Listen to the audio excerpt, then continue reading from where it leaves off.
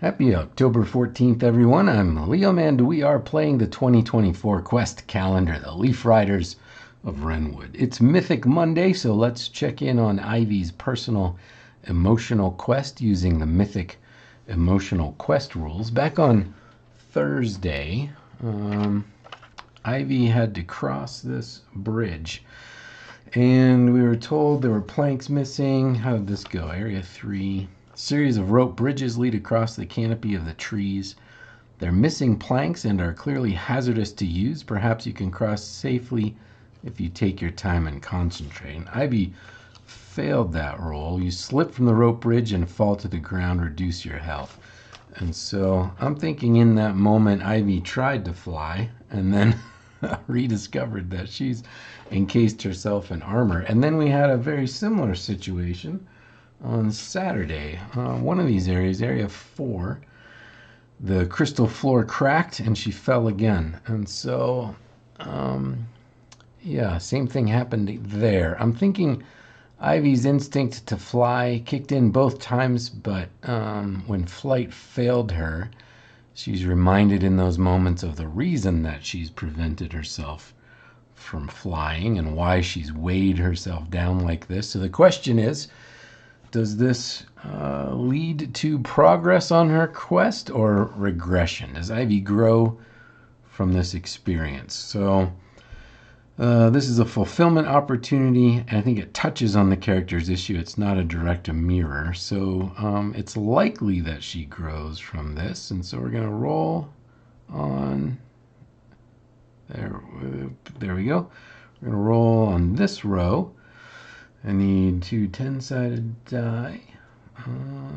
So the white is the 10s, 1, 18. So likely we got a yes. Not an exceptional yes, but a yes. And so that's a +1 to her current fulfillment value. I'm going to move this out of the way. And now Ivy, let's get the calendar in here.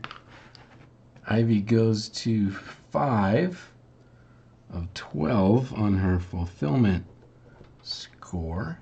And then we have to figure out what this means.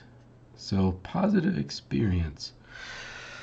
I think the first fall jolts her physically and emotionally. And then the second fall, she realizes when she tries again to fly and fails that she's not just given up flight, she's actively trying to harm who she is, her identity, her very self, and a crack appears in the armor.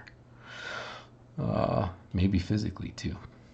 All right, flashback concluded. When last we played, Ivy and party explored the crystal caverns that we found by stepping into an enchanted tree. The place immediately gave Ivy a migraine.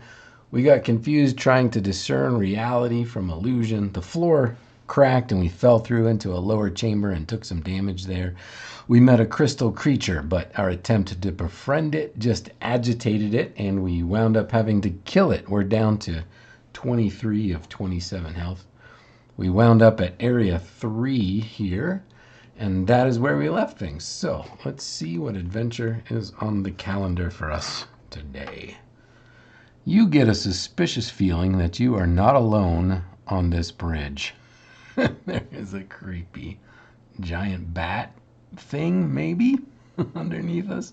We're going to do 2 things in order. 1, sneak to the center of the bridge, and then 2, sneak to the end of the bridge. And there's like 6 of us. And, oh, well, if we count the pets too, there's about 13 of us. They're going to be sneaking across this bridge. Here we go. As you make your way along the bridge, a feeling of unease washes over you. The atmosphere grows tense and you can't shake the suspicion that something malevolent lurks beneath the bridge. With cautious steps, you use your dexterity and stealth to sneak across, hoping to avoid any potential danger. 1, sneak to the center of the bridge. D20 plus dexterity, reminder stealthy. 12 plus 3 is 15. If we can get 1 more point, we get the best result. Dexterity We have Disco who could help us, and we have a Nimble Cap, so we can get this. Let's just see how. Let's try Disco first. So here we go. Disco, he needs a club greater than or equal to 5. Oh, it's a club, but not high enough. So we're gonna use we have Stealthy. We also have Vinny. Where's Vinny? Vinny Trickthorn. If he draws a heart or a diamond, we've got Stealthy, and we make it. And we don't. And it's a face card, so he takes a point of damage. Sorry, Vinny. Alright, now we're using our Stout Seed. No, Nimble Cap. Where's the Nimble Cap? Here it is. Nimble Cap, D4 to add to Dexterity on a single roll, and Ivy gets a +1 here, and we only need 1 point, so, and we get 4, so that's fine. And best result.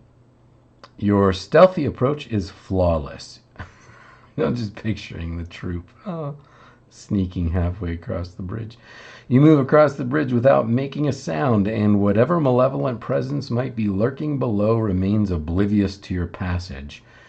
Gain a +2 bonus to continue crossing the bridge, number 2 below. Sneak to the end of the bridge. And we've used everybody, and we used our Nimble Cap.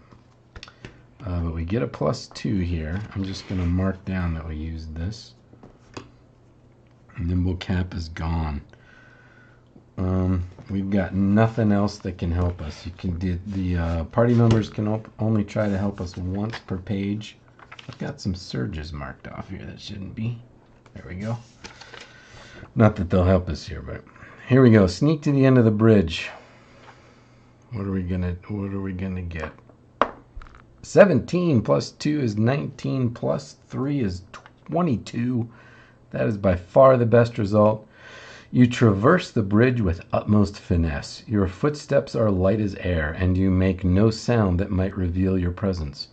The bridge remains intact and unharmed beneath your careful steps. You safely reach the other side, having evaded detection. You manage to grab a large chunk of amber as you leave, gain 4 amber, and skip the combat below. Okay. I'm glad we didn't have to fight that fella. And we get 4 amber, which takes us to triple digits. For the first time ever, I think. 103 amber. Outstanding. Well, that, my friends, is October 14th. So we shall say goodbye for now and visit Ivy and Friends again tomorrow. I hope you'll join us. Thanks for watching.